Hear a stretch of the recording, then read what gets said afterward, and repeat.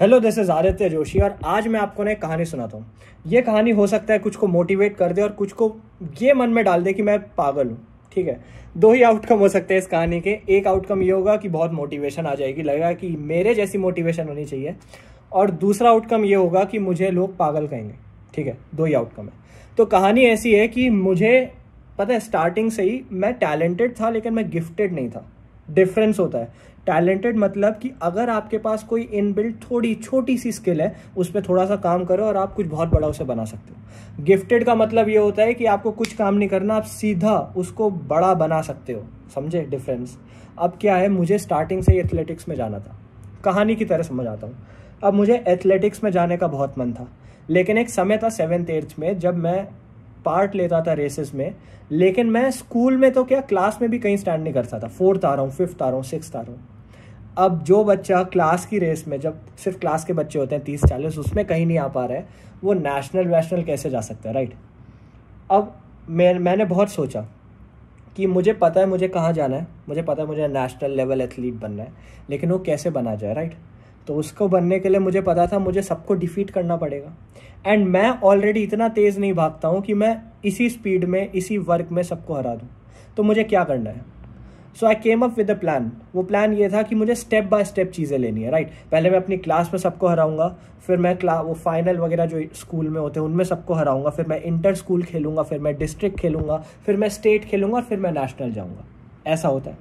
लेकिन सबसे बड़ी दिक्कत ये थी कि मैं जितना रनिंग करता हूँ मैं थक जाता हूँ, और ना मैं आगे पुश कर पा रहा हूँ, ना मेरी स्पीड बढ़ रही है, ना मैं लोगों को हरा पा रहा हूँ। और मेरे जो कॉम्पिटिटर हैं वो बहुत अभी से ही बहुत आगे हैं मेरे से, तो उनको कैसे हराया जाए?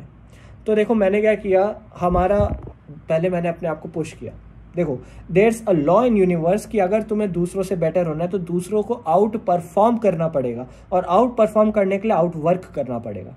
You have to out work every one, you have to out work every one every time. Put in more work. जितना तुम काम अंदर डालोगे उतना तुम्हें अच्छा आउटकम मिलेगा।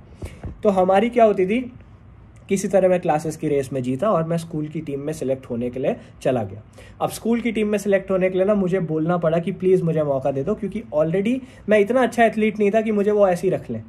अब ऐसे कैसे रख लेंगे किसी को? तो मुझे बहुत उनको प्लीज़ प्लीज़ बोलना पड़ा कि प्लीज़ मुझे मौका दो, प्लीज़ मुझे रख दो। तो एक दिन फाइनली उन्होंने कहा ठीक है, तुम्हें रख लिया। अब जब बाकियों के साथ मैंने रेस करी जो ऑलरेडी एथलीट थे, तो मुझे समझ आया कि यार मेरी स्टैंडिंग तो कुछ भी नहीं है, और अगर ऐसी रेस करता रहूँगा तो मैं कभी नहीं कुछ बन पाऊँगा।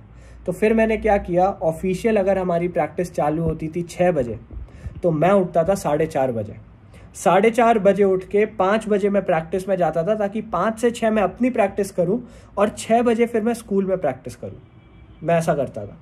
तो वो जो 5 से 6 की प्रैक्टिस है अर्ली मॉर्निंग की, वो प्रैक्टिस जिसे कोई नहीं देखता था, वो प्रैक्टिस जिसके लिए मुझे अपने आप को सर दर्द में उठाना पड़ता था, वो प्रैक्टिस जिसके लिए किसी ने मुझे शाबाशी नहीं दी, ना किसी ने ओवरलुक किया। किसी ने नहीं बोला तुम 4 राउंड भागने का सोचा था, तू 3 राउंड पे क्यों रुक रहा है।